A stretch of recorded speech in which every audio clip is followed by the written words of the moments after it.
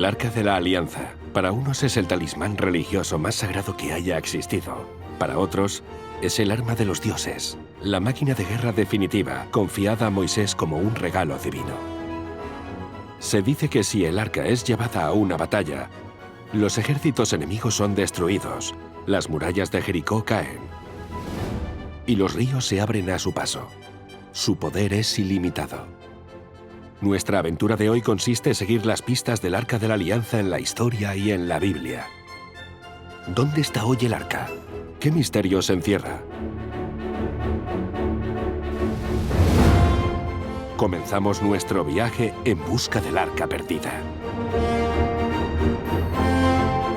Cuando escuchamos En busca del arca perdida, viene a nuestra mente la famosa película del mismo nombre, dirigida por Steven Spielberg y escrita por George Lucas. Estos dos gigantes del cine se reunieron para crear un nuevo personaje, Indiana Jones, un arqueólogo aventurero que sale en busca del Arca de la Alianza.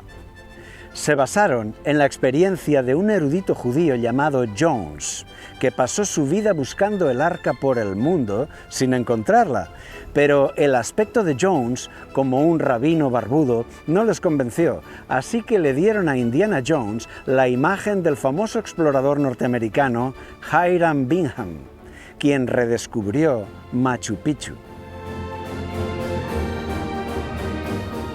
Esta aventura nos llevará a varias épocas y reinos como Roma, Etiopía, Israel y Egipto. ¡Acompáñanos!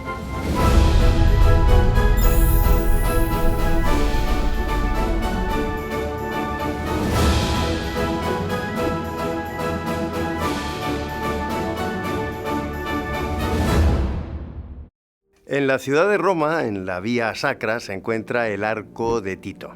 Tiene casi 2000 años. Fue levantado para conmemorar las victorias de Tito, entre ellas la conquista de Jerusalén en el año 70 después de Cristo. Allí está representado el botín que se llevaron del templo de Yahvé. Puede verse claramente el candelabro de 7 brazos, las trompetas, incluso los utensilios del templo. Pero el Arca de la Alianza no aparece en estos relieves. ¿Es que ya había desaparecido del templo antes? ¿Dónde está el arca? Habrás escuchado seguro algunas historias y leyendas, pero hoy aquí queremos separar la leyenda de la verdad.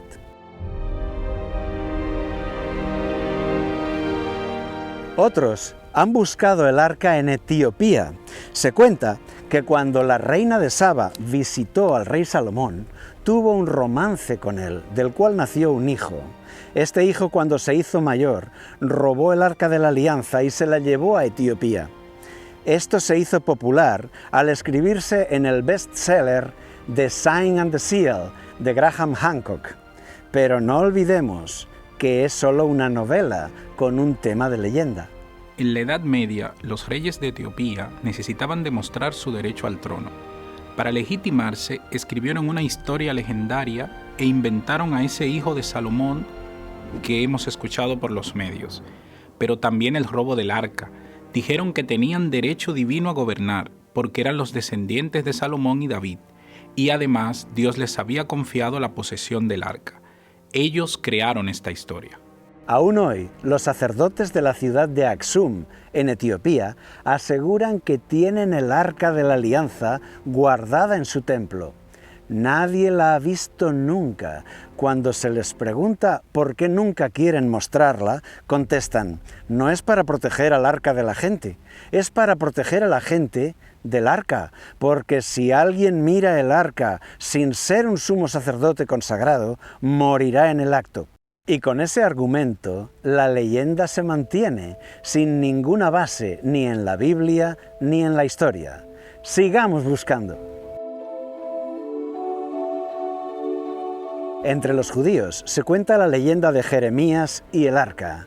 Dice así: Cuando el ejército de Babilonia se acercaba a Jerusalén, el profeta Jeremías se encargó de esconder el arca. La tomó del templo de Yahvé y la escondió en una cueva cerca de la ciudad. Luego cubrió la entrada con tierra para que no fuera encontrada. Pero Jeremías fue deportado a Egipto. Jerusalén fue tomada por Babilonia y el templo de Salomón fue destruido. El Arca de la Alianza quedó olvidada en aquella cueva, esperando el día en que será descubierta. Es una bonita historia, ¿verdad? ¿Será real? Las evidencias nos dicen que no.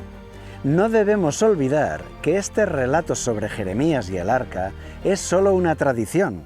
No está escrito ni en la Biblia ni en la historia. Pertenece solo al imaginario popular. Es fácil comprender que un judío prefiera creer esta historia porque en ella el arca es salvada de caer en manos profanas y sacrílegas. Queda protegida de la vergüenza, de las burlas. Queda como guardada bajo tierra por la mano de Dios, cerca de Jerusalén, hasta que lleguen tiempos mejores. Pero lo cierto es que el templo de Yahvé ya había sido saqueado antes. La Biblia misma nos cuenta que todo lo que era de oro en el templo fue robado, algo que sucedió 3 siglos antes de Jeremías. En el siglo X a.C., Israel estaba cayendo en picado. Tras las décadas de gloria del rey David y Salomón, llegaron los años malos. Salomón oprimió al pueblo con impuestos al estilo duro de un faraón y sumergió a la nación en la apostasía de cultos paganos. Por todo eso, a su muerte, las luchas internas partieron el país en 2, y lamentablemente Israel quedó al norte y Judá al sur. Mientras tanto, una amenaza se levanta en el oeste. Un hombre superdotado para la guerra, astuto y ambicioso, su nombre Sesac. Este señor de la guerra fue de victoria en victoria hasta ser coronado faraón de Egipto. Ahora venía contra Jerusalén como un huracán. Sobre el año 940 a.C. salió de Egipto una gran fuerza internacional, liderada por el faraón Sesac, que derrotó y saqueó las ciudades fortificadas de Israel y Canaán. Hoy podemos leerlo en los muros de piedra en los templos de Egipto, pero también quedó registrado en la Biblia. Atención, en el libro de los Reyes la Biblia nos dice que este faraón se llevó los tesoros del templo de Yahvé, y allí estaba el Arca de la Alianza. El texto remarca que se lo llevó todo. Al 5.º año del rey Roboam subió Sesac, rey de Egipto, contra Jerusalén. Tomó los tesoros de la casa de Jehová, los tesoros de la casa real, y los saqueó todo. También se llevó todos los escudos de oro que Salomón había hecho. Sesac saqueó el templo de Jerusalén. Qué doloroso fue eso para los creyentes israelitas. Muchos creen que Sesac se llevó el Arca de la Alianza a Egipto, a la ciudad de Tanis, con el botín de guerra, y ya no se sabe nada más de ella. Y así, es en la tierra de Egipto donde se pierde la pista del arca. Pero la información definitiva la vamos a encontrar en la Biblia. El arca era la pieza más sagrada del tabernáculo o santuario de Israel. Pablo de Tarso, que fue un gran erudito del judaísmo y del cristianismo, nos dice que Jesucristo es ahora el verdadero sacerdote, que actúa por nosotros en el santuario celestial. El punto principal de lo que venimos diciendo es que tenemos tal sumo sacerdote, el cual se sentó a la diestra del trono de la majestad en los cielos. Él es ministro del santuario y de aquel verdadero tabernáculo que levantó el Señor y no el hombre. Dice que el santuario israelita es una representación didáctica del santuario verdadero que no está en este mundo. Nos enseña que ahora debemos dirigir nuestra atención a aquel verdadero tabernáculo. Es figura y sombra de las cosas celestiales, como se le advirtió a Moisés cuando iba a erigir el tabernáculo, diciéndole: «Mira, haz todas las cosas conforme al modelo que se te ha mostrado en el monte». Cada elemento del santuario significa algo importante de la obra de Cristo por nosotros. El altar del sacrificio representa el sacrificio de Cristo en la cruz. La fuente del agua, su bautismo en agua. El candelabro es la luz espiritual. La mesa de los panes, el alimento espiritual. El altar de incienso simboliza la intercesión de Cristo. y el arca de la alianza representa el trono de Dios. Ya hemos explicado todos estos símbolos con detalle en el programa anterior titulado En busca del templo perdido. El santuario israelita es un resumen de lo que Cristo haría por el ser humano. Una profecía en 3 dimensiones del plan de la salvación que se va cumpliendo por etapas y culmina en el arca. El libro de Apocalipsis nos muestra el santuario del cielo. Allí, el altar de incienso está delante del trono de Dios. Se le dio mucho incienso para añadirlo a las oraciones de todos los santos sobre el altar de oro que estaba delante del trono. El arca está representando a Dios. Jesucristo está intercediendo ante el Padre en nuestro favor. Está consiguiendo que tú recibas el perdón cada día, que tú seas reconciliado y restaurado cada día, porque tus oraciones son presentadas por Él, quien añade su propia oración. Pero, ¿qué forma es esta de representar a Dios? ¿Un arca? ¿Es una broma? No, al contrario, es un enigma que debemos entender. Tiene un mensaje importante. La Biblia la llama el arca del testimonio. ¿Por qué? Pues porque es un arca para guardar el testimonio. Las 2 tablas de la ley, es decir, los 10 mandamientos, están allí claramente protegidos. Más tarde se colocó también allí la vara de Aarón que floreció y un vaso con maná. Pero básicamente es el arca del testimonio, o sea, es el arca de la ley. Esto le confiere a los 10 mandamientos una importancia muy grande.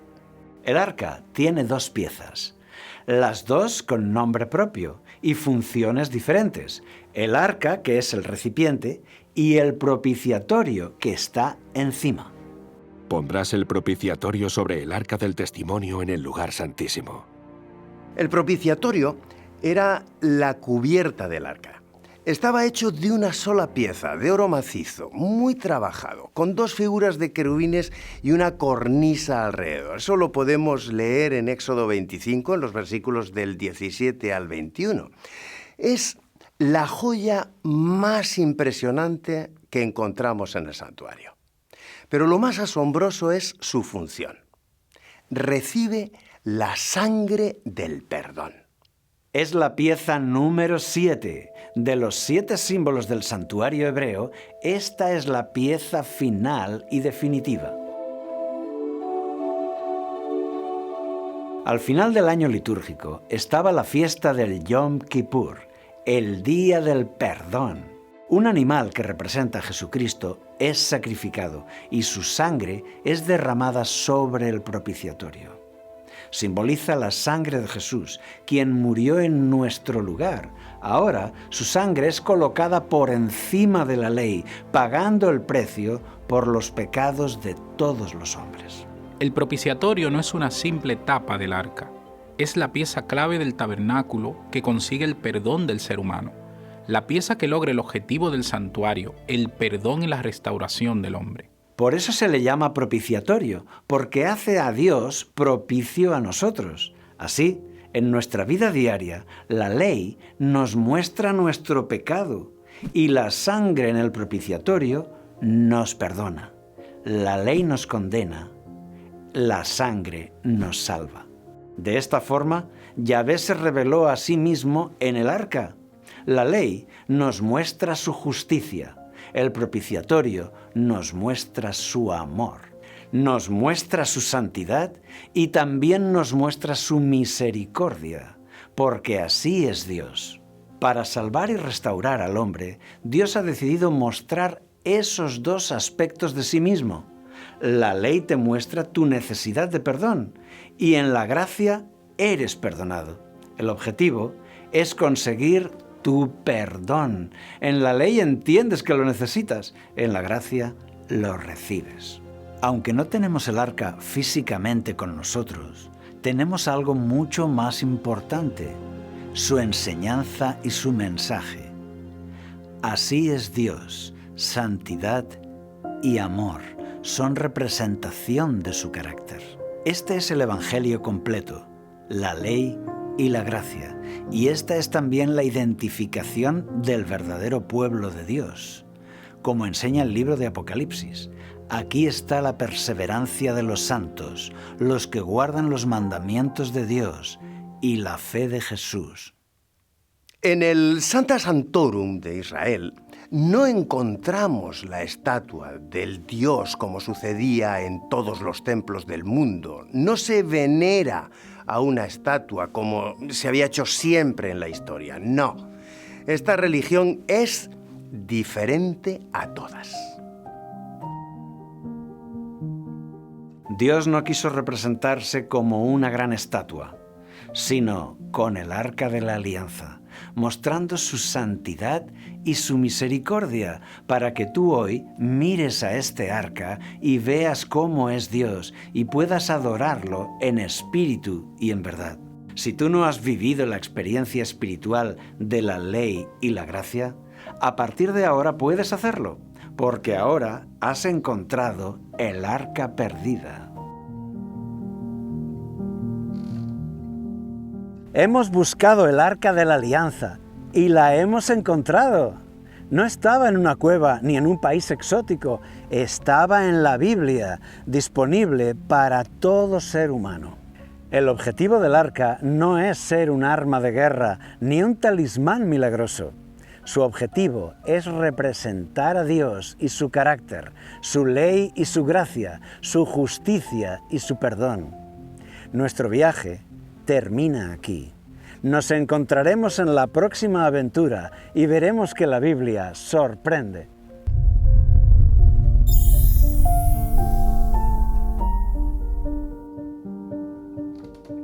¿Quieres información actual? Suscríbete a nuestro canal. Para mayor difusión gratuita, danos un like y dale a la campanita.